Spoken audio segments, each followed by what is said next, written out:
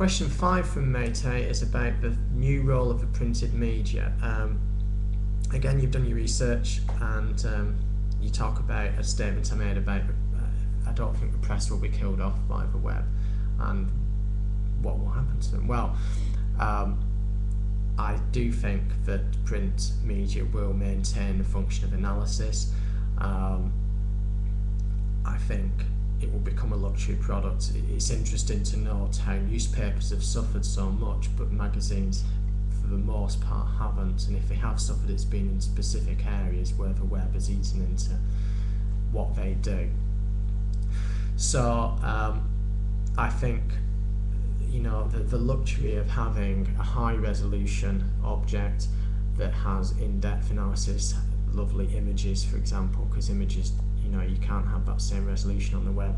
I think that is something that newspapers, printed media, will find a role for themselves in. And I think the generic nature of newspapers will become an issue, and again I think that's why magazines have not suffered so much, because magazines are more niche. The kind of broad nature of newspapers, as opposed to the very specific personalised nature of the web, is one area where they're suffering.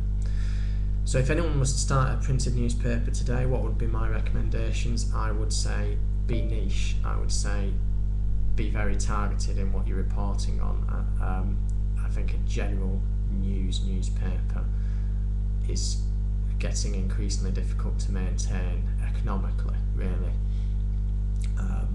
So be very specific, and I think either go for the free model and don't charge for it, or go for the luxury model, maybe every week, every fortnight, every month, with a glossy presentation as a premium product. You can't compete with the web if you're charging money for news that people can get elsewhere.